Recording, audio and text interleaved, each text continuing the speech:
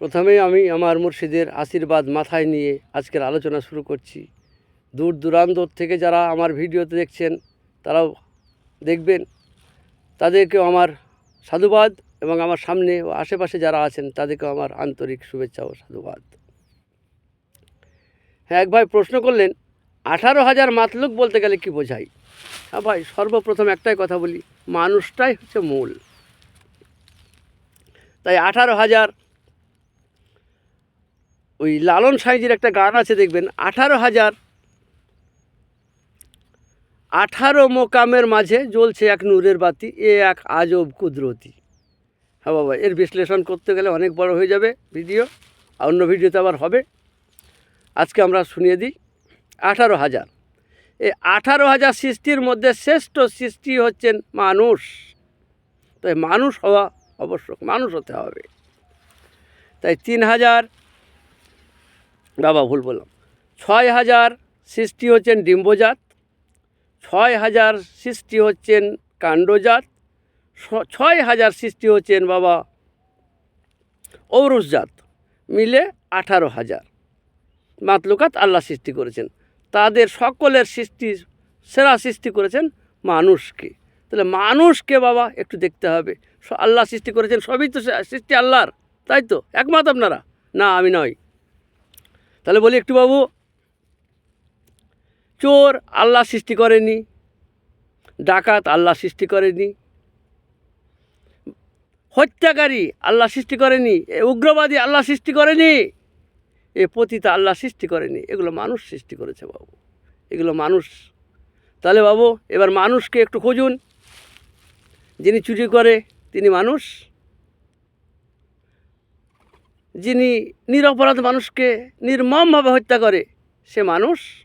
এই তো গত কালকে মনে হয় ঝাড়খণ্ডে একজন নিরীহ মানুষ হকার ফেরি করতে গিয়েছিল গ্রামে, তাকে বল জয় শ্রীরাম কিছু উগ্রবাদী হিন্দুবাদী, ওই যাই বলুন, এদের তো কোনো ভাষা হয় না, ওই গেরুয়াধারী যাই বলুন, এরা জোর করে ছেলেটিকে বলেছে জয় শ্রীরাম বল, ছেলেটা বলেনি, তাই নির্মমভাবে ছেলেটাকে হত্যা করেছে। এবার দুটো হলো।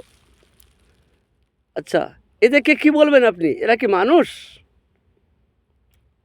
না, এরা মানুষ নয়, এরা চার পেয়ে পশুর থেকে অধম, ভণ্ড, গেরুয়াধারী বসনধারী ভণ্ড, উগ্রবাদী ভণ্ড। এরা ধর্মের, হিন্দু ধর্মের কলঙ্ক, সনাতনী ধর্মের কলঙ্ক। হ্যাঁ, আমি বলছি শ্রীরাম একবার নয় 100 বার বলবো।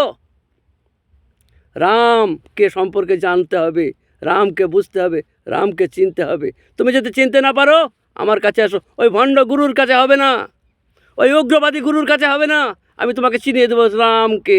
আমার কাছে এসো, আমি চ্যালেঞ্জ করছি তোমাকে, আসো। কিন্তু বাবা, যে ছেলেটাকে তোমরা মেরে ফেললে তারও তো একটা বউ আছে, বাচ্চা আছে, তার মা বাবা আছে, তাদেরকে কে দেখবে? তাদের তো একমাত্র আল্লাহই ভরসা। কালকেও আমি আগেও বলেছি যে গরিবের আল্লাহই ভরসা। কিন্তু তোমাদের লাভটা কি হলো বাবা? হয়তো কেউ ধরা পড়বা, কেউ জেল খাটবা, হবে কিছু তো একটা হবেই। তবে বাবা একটা কথা বলে রাখি, সৃষ্টিকর্তার আইন খুব কঠোর, সূক্ষ্ম বিচার হয়। আজ তোমরা হয়তো লোক বলে বাহু বলে তোমরা মাপ পেয়ে যাবে, কিন্তু বিধাতার আইনে কোনো দিন ছাড় পাবে না, কোনো দিন ছাড় পাবে না।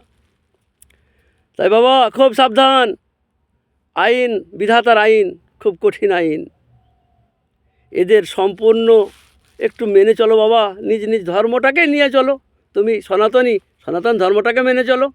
আমি বলছি না তোমাকে হিন্দু থেকে মুসলমান হতে হবে, তবে তোমার ধর্মটাকে, তুমি আগে মানুষ হও। একজন প্রকৃত মানুষ হতে পারলেই তুমি তরে যাবে।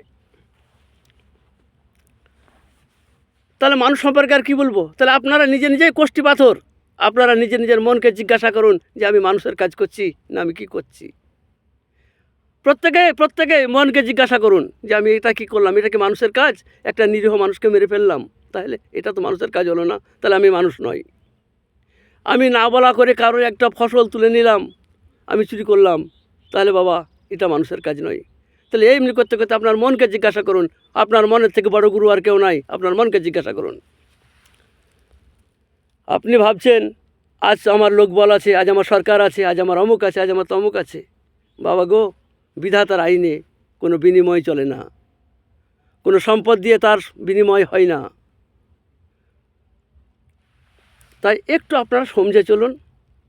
আপনাদের সকল ধর্মের ভাইকেই বলছি আমি। এর আগে বড় বড় মহাপণ্ডিত এসেছে, হিন্দু মুসলমান ভাই ভাই, হিন্দু মুসলমান ভাই ভাই বলে চলে গেছে। বিশেষ করে কাজী নজরুল ইসলাম তার গীতির মধ্যে, তার গানের মধ্যে, তার কবিতার মধ্যে, তার রচনার মধ্যে অনেকবার বলেছে। এরকম রবীন্দ্রনাথ ঠাকুর, বড় বড় মহাপুরুষ এসছে, স্বামী বিবেকানন্দও এসছে, এইভাবে রামকৃষ্ণ এসছে, তারা বাবা উগ্রতা ছড়ায়নি। আজ ভণ্ড, যিনি ভণ্ড মসনাদে বসে আছেন, ওইটা যোগী না ভোগী আমি বলতে পারবো না। এদের কাজ হচ্ছে বাবা উগ্রতা ছড়া, উগ্রতা ছাড়িয়ে এদের ফায়দা। কিন্তু আপনি একটু ভাবুন, আপনিও কালকে জেলে যাবেন, আপনার কি অবস্থা হবে? একটু ভাবুন। হয়তো জেল থেকে ছাড়া পেয়ে যাবেন, কিন্তু বিধাতার আদালতে কোনো ছাড় নাই, কোনো ছাড় নাই, কোনো ছাড় নাই, কোনো বিনিময় চলবে না। সাবধান সাবধান সাবধান সাবধান। আচ্ছা, তবে যে বলে ফেললাম বাবা, অনেক বড় বড় কথা, এই চোর ডাকাত গুন্ডা এসব কথা বলে ফেললাম। সম্পূর্ণ বিধান দেওয়া আছে কোরআন মাজিদের মধ্যে। যদি কোরআন মতে চলেন, একটাও থাকবে না, তার সংস্কার করা হবে। না থাকবে পতিতা, না থাকবে চোর, না থাকবে মার্ডারার, এসবগুলোর সম্পূর্ণ বিধান দেওয়া আছে বাবা কোরআন মাজিদে। তাই অসীম সরকার একজন উগ্রবাদী নেতা, তিনি ভুল ব্যাখ্যা করে সমাজে একটা বিশৃঙ্খলা সৃষ্টি করে ফেলেছেন। তাই বাবা, একটা শব্দের অনেকগুলি মানে হয়, একটা মানেকে নিয়ে নাটানাটি করবেন না। কোরআন মাজিদ সম্পর্কে জানতে গেলে অনেক অনেক জ্ঞান প্রয়োজন। তবে বাবা, আগে মানুষ হন, তারপরে ধর্মগ্রন্থগুলো দেখবেন। নিজে যদি শুধরে যান, আপনাকে কাউকে, আপনার মনকে জিজ্ঞাসা করুন। আপনার মন হচ্ছে সবথেকে পরম গুরু, যে আপনার সঙ্গেই থাকে, আপনার সঙ্গেই থাকে, আপনাকে বলে দেবে সেই গুরু কী করতে হবে, কীভাবে চলতে হবে। আপনি নিজেকে আগে মানুষ বলে বিবেচিত হয়ে আসুন। যদি আপনি রামকে চিনতে না পারেন, আমার কাছে আসুন, আমি চিনিয়ে দেব, দেখিয়ে দেব। তাই রাম নামে মানুষ হত্যা করা বন্ধ করুন। এবং যারা বলছেন I love Mohammad, I love Mohammad, হ্যাঁ, মোহাম্মদ অন্তরে আছে, মোহাম্মদ অন্তরে আছে। প্রত্যেকটা সৃষ্টির মধ্যে মোহাম্মদ লুকায়িত, যেমন স্রষ্টা লুকায়িত, প্রত্যেকটা সৃষ্টির মাঝে মোহাম্মদ লুকায়িত। মোহাম্মদ কিছু লোক দেখানোর বিষয় নয়। তাই মোহাম্মদ নিয়েও আপনারা অত নাচানাচি করবেন না, আর শ্রীরাম শ্রীরাম বলে কাউকে হত্যা করবেন না। দোহাই আপনাদেরকে কর জোরে নিবেদন করছি, আপনারা এভাবে মানুষ মেরে ফেলবেন না। আসুন আমরা সত্যর পথে চলি, মানুষ হয়ে বাঁচি, মানুষের মতো মানুষ হয়ে বাঁচি। আজকের এই বলে আজকে আমার নিবেদন শেষ করলাম।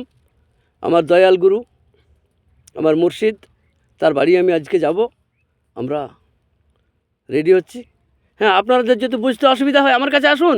আমার কাছে কোনো সম্প্রদায় চলে না, শুধু মানুষ হলেই হবে। আপনি আসুন, আপনি সনাতনী মতের হন, আসুন। আপনি হিন্দু মতের হন, আসুন। আপনি বেদান্তর মতের হন, আসুন।